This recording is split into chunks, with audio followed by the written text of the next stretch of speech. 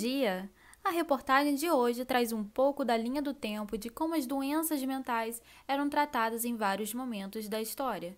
Com uma convidada que viveu isso, seja bem-vinda ao nosso jornal, Laura. Bom dia, Esther. É um prazer estar aqui hoje para falar um pouco deste assunto tão importante. Então, Laura, comece contando para a gente o seu papel nessa história toda.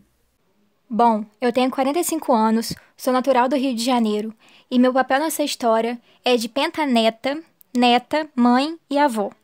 Meu pentavô tinha esquizofrenia, meu avô sofria de transtorno bipolar, meu filho sofre de depressão e meu neto tem transtorno obsessivo compulsivo, o TOC. Pois bem, sabemos que ao longo dos anos, o foco de atenção na assistência psiquiátrica não era a pessoa, mas sim a doença. Os portadores de transtorno mental eram discriminados e não tinham autonomia. Exato. O tratamento utilizava recursos como internação, técnicas de hidroterapia, administração excessiva de medicamentos, até aplicação de estímulos elétricos ou uso de procedimentos cirúrgicos. Com meu pentavô na Idade Média, as doenças mentais eram tratadas como loucuras diabólicas. Os teólogos exerciam o poder da cura e o domínio do saber, e o método utilizado como tratamento dessas loucuras, entre aspas, era o exorcismo. Meu pentavô foi trancado em um navio e exilado. Era normal fazer os loucos sumirem. Nossa! Então vemos que nesta época não existia psiquiatria.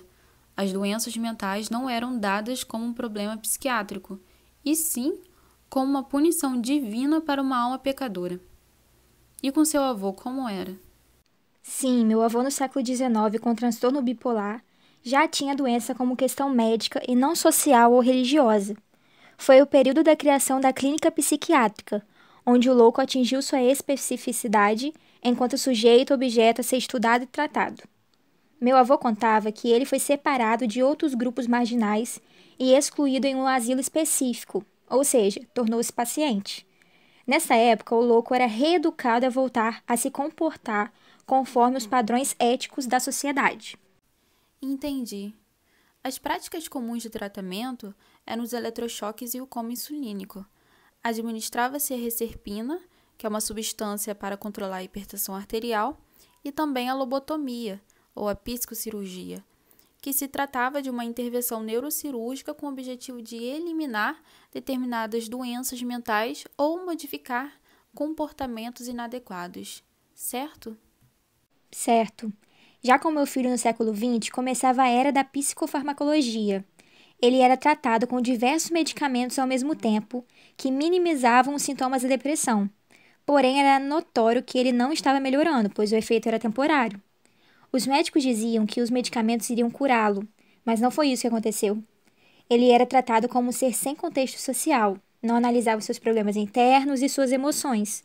No final das contas, ele se tornou dependente desses fármacos e nunca conseguiu curar a depressão totalmente.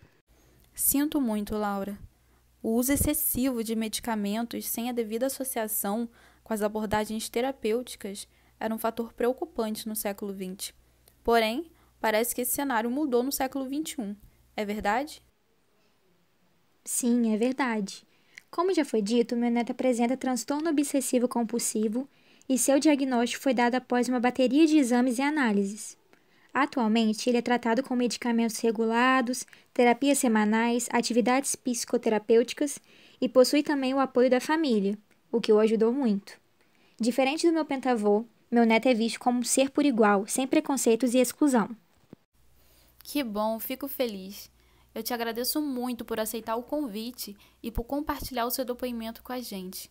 A sua história nos ajudou a refletir como a sociedade transformou seu olhar sobre os indivíduos com as doenças mentais e como os mesmos foram inseridos no contexto social ao longo dos anos. E com isso, finalizamos por aqui o nosso programa de hoje com o depoimento da Laura sobre a sua história com as doenças mentais. Que todos tenham um ótimo dia. Até a próxima. Beijos!